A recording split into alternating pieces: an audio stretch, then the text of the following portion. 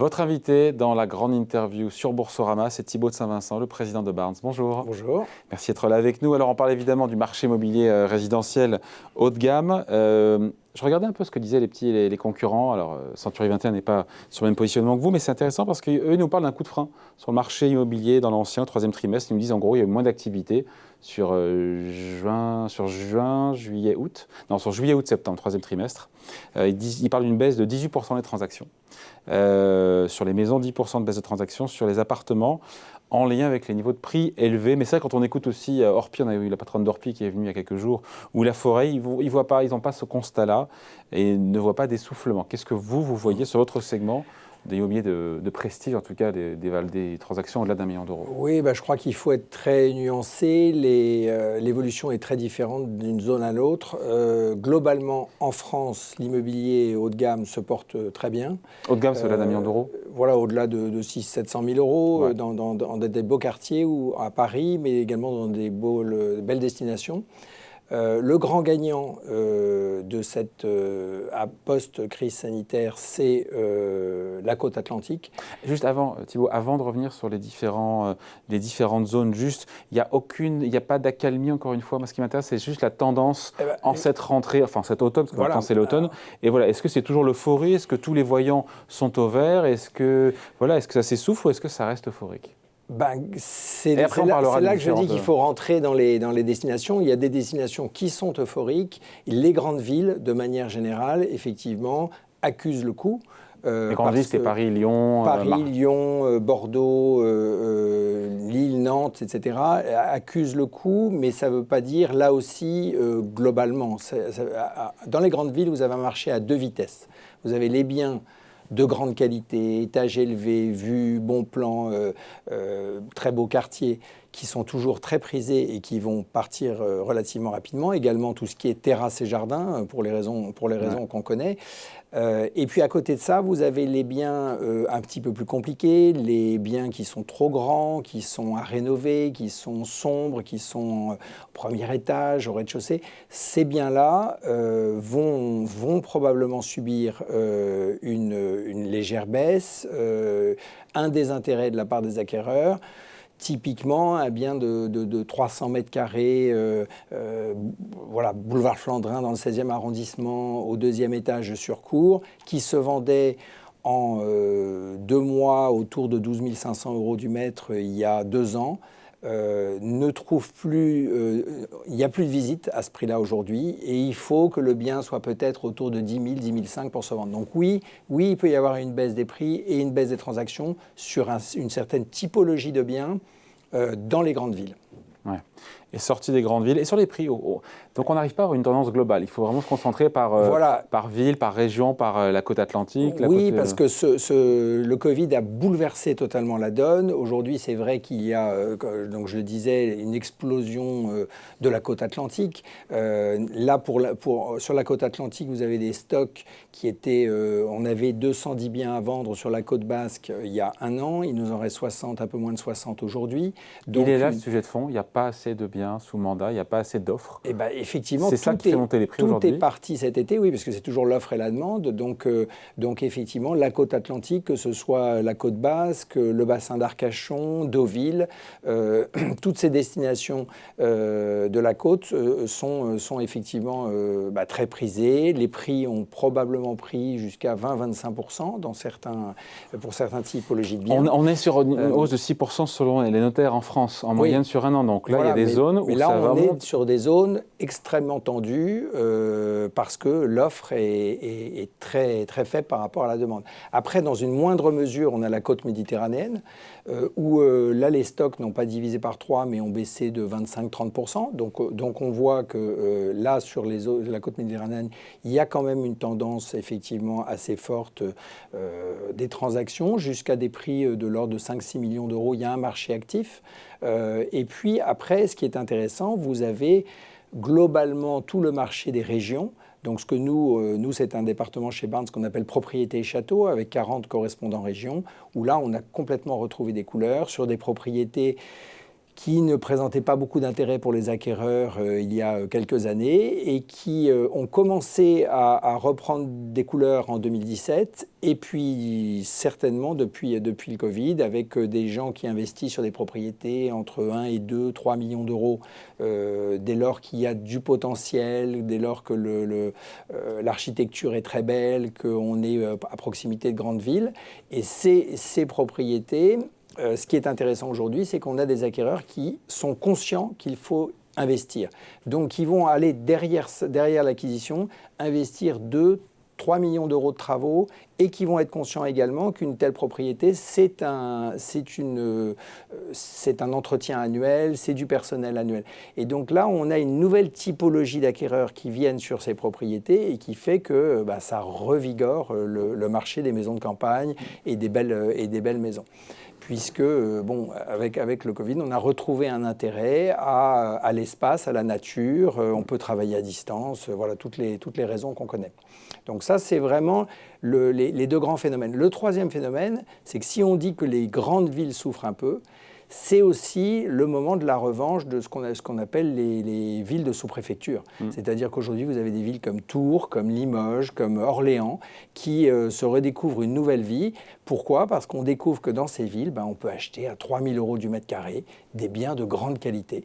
Et ça, à partir du moment où on peut travailler à domicile, où on peut être 15 jours par mois à son domicile et qu'on n'a plus besoin de faire tous ces déplacements réguliers, oui, ces propriétés-là reprennent de la Alors, vigueur. quels sont les segments qui souffrent ? Finalement, il y en a dans l'immobilier haut de gamme, il y en a peu, mais on va dire que c'est aujourd'hui, c'est vrai, on a quand même 25% des ventes que l'on fait à Paris, par exemple, qui sont des vendeurs qui ne vendent pas, comme autrefois, pour se réinstaller à Paris dans plus grand, plus petit, mais qui vendent pour quitter Paris. Donc ça, c'est aussi quand même un nouveau phénomène. C'est-à-dire qu'il y a effectivement aujourd'hui, pourquoi il y a une prime à l'excellence dans ces grandes villes ?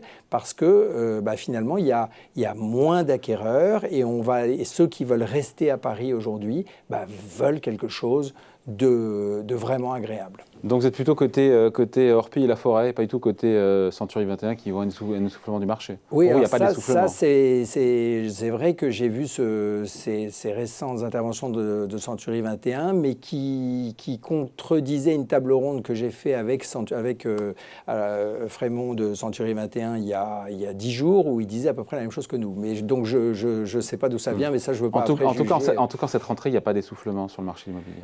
Non, alors après, qu'il y ait dans les grandes villes effectivement un ralentissement. Ce qui est vrai, c'est que je vous disais, il y a beaucoup moins de stocks sur la côte atlantique, sur la côte méditerranéenne. Il y a plus de stocks à Paris. À Paris, aujourd'hui, on a 30% de plus d'inventaire, de biens à la vente qu'il y a un an. Donc c'est quand même signe qu'on est probablement à la fin de cette période un peu euphorique de hausse, que maintenant il y a une stabilisation des prix pour les biens de grande qualité, et puis probablement une petite pression à la baisse sur les biens de moins bonne qualité. Hors Paris, Thibault de Saint-Vincent, les délais de vente, qu'est-ce qu'on observe sur les délais de vente ?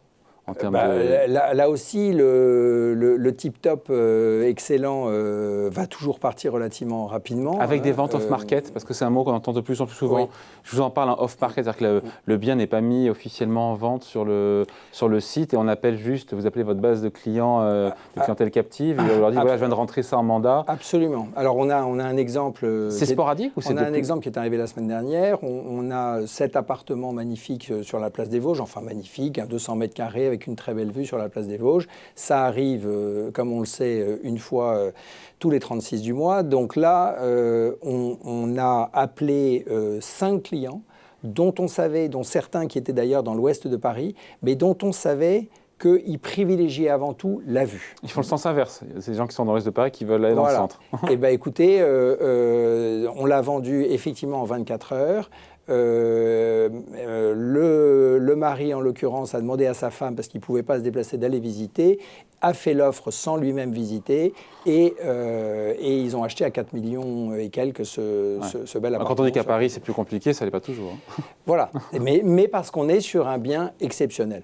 Après, ce qui est intéressant aussi, c'est sur les biens alors les biens premium, ce qu'on appelle les trophy assets. On a un hôtel particulier sur le parc Monceau, un duplex sur le Palais Royal. Là, on a des ventes records qu'on fait encore autour de entre 25 et 40 000 euros du mètre carré, et qui partent étonnamment à des fonds. C'est-à-dire qu'aujourd'hui, vous avez des fonds d'investissement qui se donnent un budget de 300, 400 millions, 500 millions pour investir à Paris dans ce qu'ils appellent du trophy asset, et qui sont aujourd'hui une vraie alternative pour nous professionnels par rapport à des Ils ont 300 millions, mais ils achètent au global quel ticket par appartement ?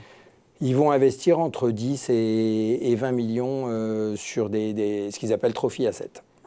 Pour derrière les louer, pour les revendre, sur certains, c'est pour faire de l'optimisation, redécoupe d'un hôtel particulier de 1000 m² en 3 appartements très très haut de gamme, et puis probablement objectif de revente. Et pour d'autres, c'est effectivement conservation, peut-être en appartement d'hyperluxe à la location. Donc au global, si je dois un peu synthétiser ce qu'on se dit là, la demande est toujours là, mais l'offre, encore une fois, se réduit parce qu'il n'y a pas assez de biens à vendre, il y a cette concurrence entre les agents pour rentrer des biens en mandat.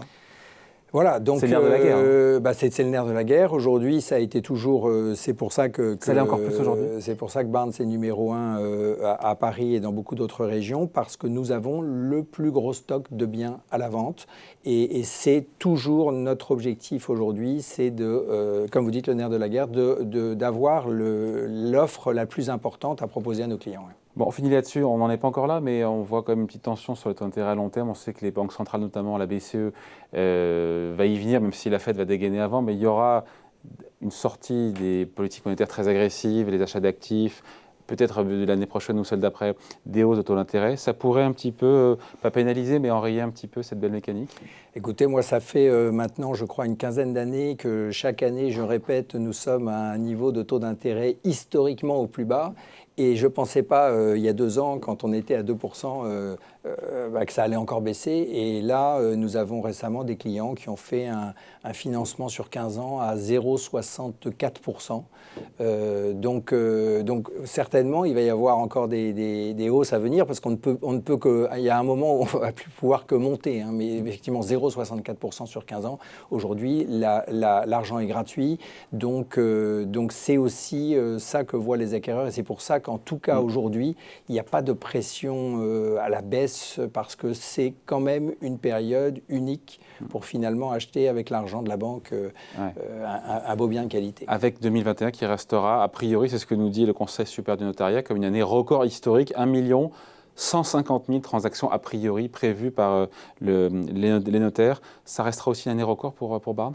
Oui, en termes de transactions, je parlais de transactions. Là. Oui, alors c'est une année en fait où nous faisons plus 52% de chiffre d'affaires par rapport à 2020 et plus 40% par rapport à 2019. Donc effectivement, on fait partie des métiers comme la finance, que vous recevez souvent, qui ont quelque part bénéficié de cette période où finalement il y a une prime à la valeur sûre par excellence, et l'immobilier de prestige, c'est la valeur sûre par excellence. Avec des prix quand même de vous à moi qui sont quand même délirants, quand on vend du 20 000, 30 000, 40 000 euros du mètre, c'est quand même assez délirant. Non ? Oui, alors il y a eu énormément d'argent injecté dans l'économie, que ce soit aux États-Unis ou en Europe. Donc ces trilliards qui arrivent dans le marché finissent pour une certaine proportion au niveau haut de la pyramide, dans tous ces représentants des multinationales et tous les entrepreneurs qui vont réinvestir dans l'immobilier haut de gamme une partie de leurs actifs. Bon voilà, merci pour ce petit point sur le marché immobilier de prestige avec Thibaut de Saint-Vincent, donc le président de Barnes, invité de la grande interview sur Boursorama. Merci. Merci.